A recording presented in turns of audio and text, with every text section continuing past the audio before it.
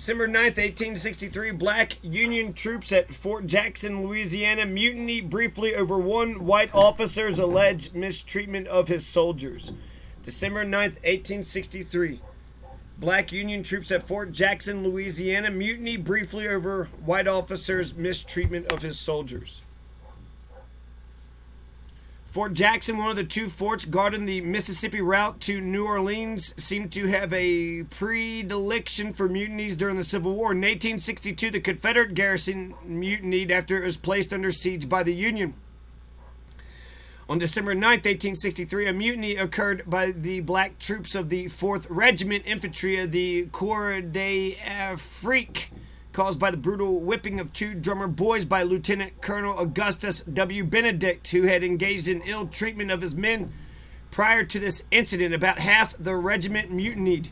No one was killed, but the disturbance lasted from the afternoon until 7:30 p.m. In the aftermath, a military commission was appointed to investigate the mutiny and punish the guilty. Benedict was cashiered from the service. The ringleaders of the mutiny were sentenced to punishments. What? Ranging from 30 days confinement to execution. What the fuck? Go here to read an account of the mutiny which occurred in the New York Times. Here is the report of the commission. Commission met pursuant to adjournment, present all the members. The examination of the witnesses was enclosed. The commission, having maturely considered the evidence adduced, finds and reports as follows. As regards to the cause of the disturbance at Fort Jackson on the 9th instant, the commission finds that the immediate cause of the disturbance was the whipping with a rawhide or cart whip on the afternoon of the 9th instant by Lieutenant Colonel Benedict, 4th Regiment Infantry, Corps d'Afrique. Looks like Corps d'Afrique, of two drummer boys belonging to that regiment, aggravated by his previous conduct toward the men of the regiment and the severe punishments to which he had been in the habit of resorting. So he took a rawhide. He's sitting there just taking a whip. He's sitting there whipping two drummer boys. He's whipping two drummer boys. I thought we were going to get rid of the whip. I thought we got rid of the whip. I thought we weren't going to do slavery anymore. Here you got Lieutenant Colonel Benedict sitting there whipping a drummer boy. What, they ain't drumming good enough or what? As to the course and termination of the troubles, the commission finds that the disturbance began about an hour after the whipping of the music boys, referred to by about half of the regiment rushing upon the parade with their arms shouting and discharging their pieces into the air. The shouting and threatening language used was directed against Lieutenant Colonel Benedict.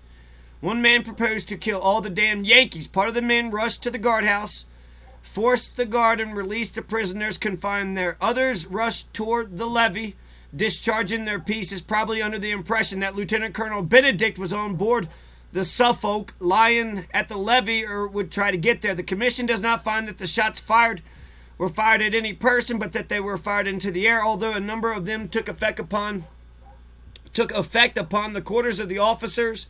The disturbance was not premeditated, but was a sudden outbreak and was quelled by the officers going amongst the men and pacifying them by assurances that justice should be done them. It lasted until about 7:30, when the last shows were fired. Soon after, Tattoo was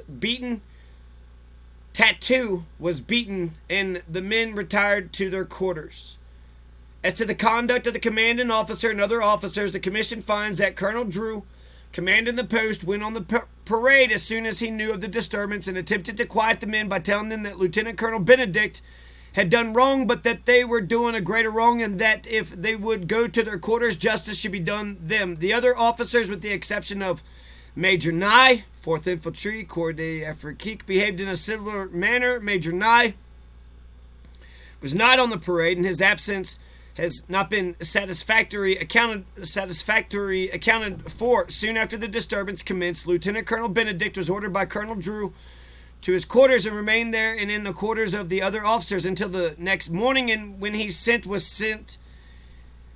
sent to New Orleans. All the witnesses expressed a belief that an attempt to quiet the disturbance by force would have resulted fatally to the officers, and upon the evidence, the commission is of opinion that the means resorted to were perhaps the best that could have been adopted under the circumstances, although leaving the troops under the ill effects of such temporizing measures. As to the conduct of the men, the commission finds that about half the regiment took part in the disturbance, and that the other half though not taking part, showed no disposition to assist in quelling the outbreak. The commission is of opinion that the conduct of the men were more owing to an ignorance of their rights and the proper means of redress than to any preconcerted plan of revolt. The commission then adjourned to meet tomorrow morning at 10 a.m. Yeah, they didn't know how to, proper means of redress, go through the, chain of command.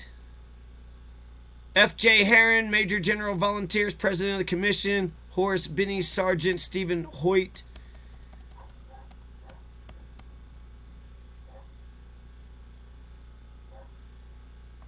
They have the pleas of not guilty, but the findings are guilty. So they're sitting there saying that these people were founded guilty, and they're going to list a couple of them. Let's go ahead and read their names. Musician Edward S. Smith, Company B, 4th Infantry, charged mutiny, plea not guilty, finding guilty, and the court does sentence him to be imprisoned at hard labor for 1 year on such permanent fortification as the commandant general may direct. Goddamn. The guy's beating the fucking drummer boy. What the fuck? I didn't... Private Frank Williams, Company I, 4th Infantry, charged mutiny, plea not guilty, finding guilty. And the court does therefore sentence him, Frank Williams, Private Company I, 4th Infantry, Corps d'Effort Keek, to be shot to death with musketry at such time and place as the commanding general may direct. What the fuck? R.I.P. Frank Williams. He was pissed off at the motherfucker that was whipping the fucking drummer boy, and now he's going to get shot and killed to death. If you don't like us whipping the drummer boy, then you're going to get shot to death. Fuck you. And then the guy basically said that they didn't understand the means of redress. Upon the reconvening of the court, 2/3 of the members concurred therein. Lewis Caddy, mutiny, not guilty. Guilty. The court sentenced him to be imprisoned to a year, 2 terms. See if there's any other ones that they fucking shot. Fucking shit. Yeah, here's another one. Abraham Victoria. And the court does therefore sentence him, Private Abraham Victoria, Company D, 4th Infantry, Corps d'Afrique, to be shot to death with musketry at such time and place as the commanding general may direct, it appearing upon the reconvening of the court that 2/3 of the members concurred. Wow. Here's 10 years for Abraham Singleton.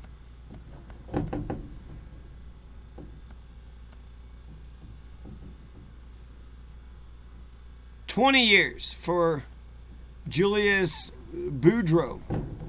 20 years. They didn't even get out of slavery.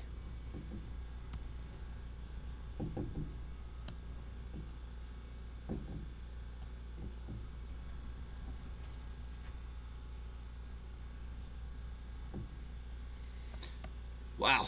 Okay, so 2 of them are going to get shot and killed. So interesting. What the hell were those, 2? So why were they so special?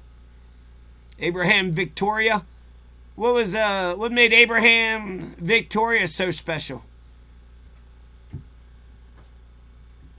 So R.I.P. to Abraham Victoria and Frank Williams, and I don't think any of these people deserve any of this shit. Motherfuckers, we're the ones. This is the Union, too. So this is how the Union, December 9th, 1863, the Emancipation Proclamation has been passed the whole year. So this is fucking outrageous. This is in Louisiana. Fort Jackson, Louisiana. That's not too shocking.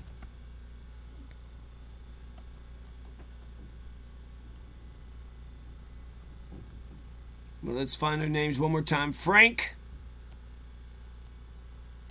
Let's see, Jacob Kennedy, Charles Taylor, Abraham Victoria. R.I.P. Abraham Victoria. And R.I.P. to Frank Williams. R.I.P. Frank Williams. I thought that this would have been a good story. December 9th, 1863, the black Union troops are mutinying, so they're kind of saying, we're sick of this shit. And then, they took this as a learning opportunity and made something good out of it. But no, they took a kind of a bad situation and made it way, way fucking worse.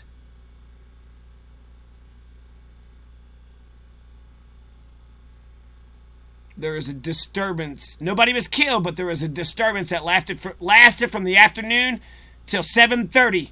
They had a party. They had a family get together. And then the military commission went to town. Benedict was cashiered from the service. Cashiered, what's that mean? Cashiered.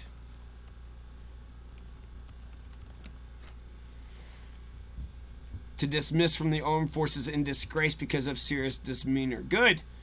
It should have been cashiered, motherfucker. And the ringleaders of the mutiny. So he just got dismissed from the service. And then, I mean, I got to reread this because I didn't really see.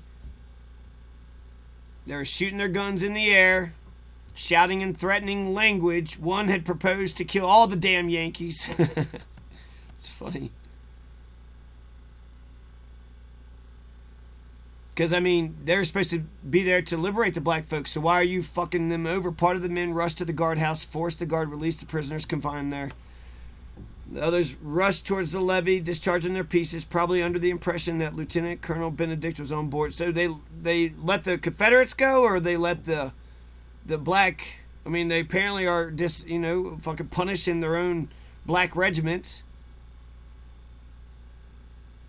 They said the shots fired in the air wasn't fired at any person.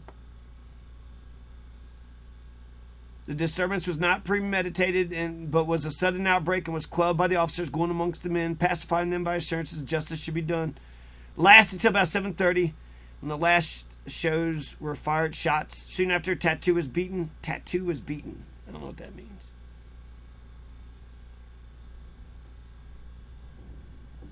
They were trying to say that Benedict had done wrong, but they were doing a greater wrong. And that if they would just go to their quarters, justice should be done to them. Just go to your quarters, and then they're gonna kill. They're gonna kill too. What the fuck? This was a terrible story. But it kind of shows you that it wasn't clear cut and dry, right? Even amongst the United States, even amongst Lincoln's men.